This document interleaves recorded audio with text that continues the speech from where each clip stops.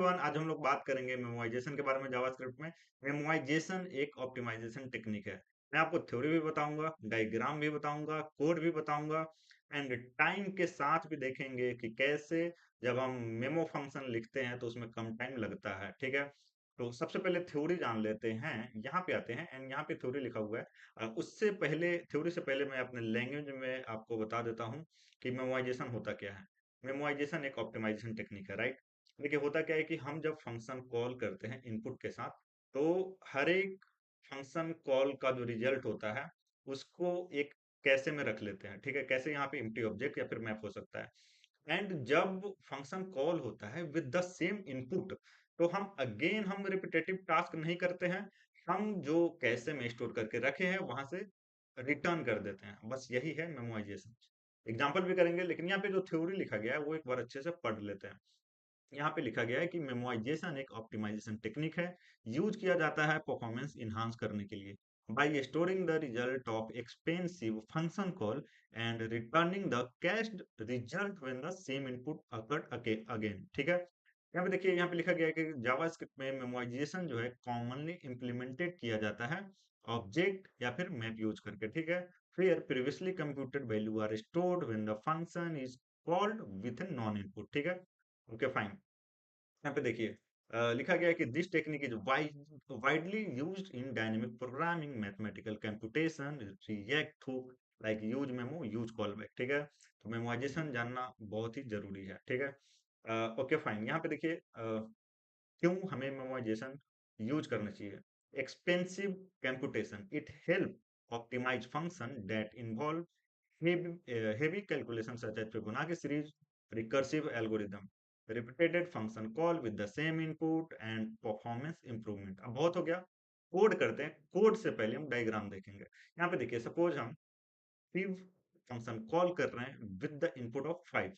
तो यहाँ पे देखिए सेम फंक्शन बार बार कॉल हो रहा है, fiv ऑफ 3 कॉल हो रहा है, यहाँ पे भी fiv ऑफ 3 कॉल हो रहा है। ये कुछ इस तरीके से डायग्राम होगा फिबोनाची सीरीज का। ठीक है, यहाँ पे देखिए fiv ऑफ 2 कॉल हो रहा है, fiv ऑफ 2 कॉल हो रहा है, fiv ऑफ 2। सोचिए हमने यहाँ पे इनपुट 5 दिया है, अगर सपोज 10 दे दे, 20 दे दे, तो सोचिए किस तरीके से ट्री बनेगा। ठीक है, तो अगेन अब हम लोग करते हैं कोड। ठीक है, तो यहाँ पे आएंगे, यहाँ पे नहीं, यहाँ पे आएंगे एंड यहाँ पे मैं सबसे पहले कोड करूंगा बिना मेमो यूज किए हुए, बिना मेमोइजेशन के। ठीक है, तो यहाँ पे सिंपली मैं एक फंक्शन बनाऊंगा। ठीक है, एंड फंक्शन का नाम यहाँ पे लिख दूंगा मैं फिब। परम्स में मैं एन ले लूंगा एंड यहाँ पे सिंपली बेस केस यहाँ पे डाल देंगे एन अगर लेस देन 1 है, तो हम रिटर्न कर देंगे। क्या रिटर्न कर देंगे? एन। अदरवाइज रिटर्न करो, क्या रिटर्न कर लो? फिब यहाँ पे N minus one and plus यहाँ पे फिर एन माइनस टू इस तरीके से, सॉरी यहाँ पे एन माइनस टू इस तरीके से। ठीक है, एंड हम क्या करेंगे? कंसोल करेंगे। क्या कंसोल करेंगे? फंक्शन को कॉल करके एंड इनपुट दे देंगे एंड कंसोल करेंगे, तो क्या आउटपुट आएगा? यहाँ पे 55। ठीक है, ये तो सिंपल फिवो का प्रोग्राम है, आपको पता होगा। तो यहाँ पे 55 आउटपुट आ चुका है। अब हम लोग करते हैं विथ मेमोइजेशन। तो इसको कर देंगे, कॉपी कर लेते हैं, उसके बाद कमेंट कर देते हैं, इसी को यूज कर लेंगे। यहाँ पे जहां जहां फीब है मैं कर देता हूँ फीब विथ एंड यहाँ पे मेमो इस तरीके से। ठीक है, एंड यहाँ पे क्या करूंगा? पेस्ट कर दूंगा जहां जहां है। यहाँ पे भी पेस्ट कर देता हूँ एंड यहाँ पे भी पेस्ट कर देता हूँ। ठीक है, उसके बाद मैं क्या करता हूँ, एक मैं मेमो नाम का ऑब्जेक्ट लूंगा, तो मेमो एंड यहाँ पे एम्प्टी ऑब्जेक्ट एंड यहाँ पे क्या करेंगे? यहाँ पे चेक करेंगे इफ एन इन मेमो, तो हम क्या करेंगे? रिटर्न कर देंगे। क्या रिटर्न कर देंगे? जो हमने स्टोर किया था। ठीक है, तो यहाँ पे लिख देंगे मेमो एंड यहाँ पे एन। ठीक है, ये अगेन ये सारा चीज मैंने बता रखा है ऑब्जेक्ट में, हर एक चीज मैंने बताया कि इन क्या होता है। अगेन आपको कोई डाउट है तो जावास्क्रिप्ट का प्लेलिस्ट शुरू से देखिए, बहुत अच्छे से मैंने बताया एंड बहुत डीप में बताया सारा चीज। ठीक है, ओके फाइन। एंड यहाँ पे हम लोग क्या करेंगे? रिटर्न एन हमने कर दिया एंड यहाँ पे रिटर्न नहीं लिखेंगे, यहाँ पे लिखेंगे मेमो ऑफ एन एंड यहाँ पे इक्वल टू। ठीक है, यहाँ हम लोग क्या कर रहे हैं? कैश कर रहे हैं रिजल्ट। ठीक है, ओके फाइन। एंड यहाँ पे लास्ट में रिटर्न कर देंगे memo of N, memo of N. ठीक है, इस तरीके से। अब देखिए हम इसको कॉल करेंगे। ठीक है, सब चीज़ एक बार देख लेते हैं, सब सही है, राइट क्लिक करके एक बार फॉर्मेट डॉक्यूमेंट कर लेते हैं एंड यहाँ पे हम इसको कॉल करते हैं, ठीक है? तो कॉल करेंगे तो आउटपुट आ गया 55। एक बार कोड मैं समझा देता हूँ आपको।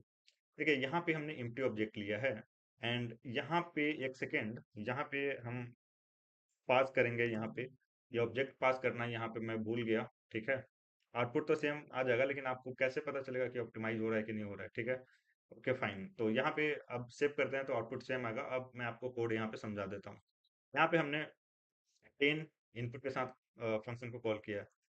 देखिए यहाँ पे हमने जो ये एम्प्टी ऑब्जेक्ट लिया है एंड बार बार हम क्या कर रहे हैं, इस ऑब्जेक्ट को पास कर रहे हैं जब फंक्शन कॉल कर रहे हैं। आपके दिमाग में आ सकता है कि ये एम्प्टी है, तो अगेन ये एम्प्टी जाएगा तो ये एम्प्टी हो जाएगा। इस तरीके से मत सोचिए आप।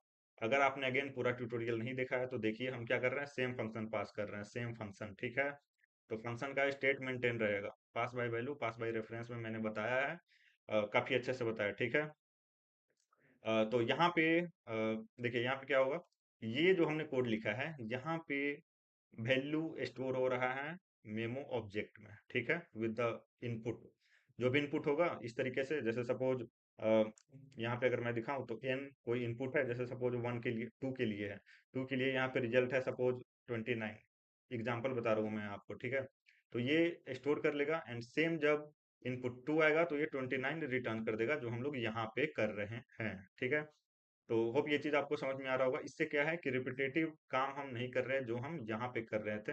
एंड इससे मैं आपको यहाँ पे मैं आपको टाइम के साथ भी दिखा देता हूँ, ठीक है? तो यहाँ पे 10 हमने इनपुट दिया है, यहाँ पे यूज करेंगे हम लोग लॉग एंड यहाँ पे कंसोल डॉट टाइम का यूज करेंगे एंड नीचे लिख देंगे टाइम एंड, ठीक है? यहाँ पे लिख देंगे टाइम एंड यहाँ पे एंड, ठीक है?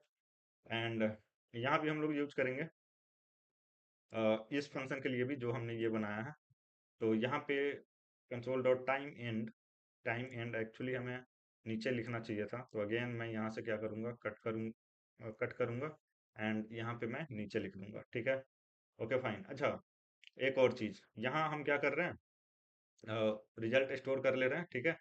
एंड लास्ट में, ठीक है, जो भी लास्ट में होगा, जैसे फिब ऑफ 5, तो फिब ऑफ 5 का तो सॉरी, यहाँ पे फिब ऑफ 10 है, ठीक है? इनपुट 10 दे रहे हैं, तो फिब ऑफ 10 का तो डुप्लीकेट नहीं होगा, तो वो रिटर्न कर देगा। जैसे देखिए यहाँ पे डायग्राम में देखिए, फिब ऑफ 5 के साथ कॉल किया गया है, तो यहाँ पे फिब ऑफ 5 का डुप्लीकेट नहीं है, ठीक है? तो अगेन यहाँ पे 10 के साथ कॉल किया गया है, तो 10 का डुप्लीकेट नहीं होगा, रिटर्न कर देगा, ठीक है? तो होप ये चीज आपको समझ में यहाँ पे आ रहा होगा।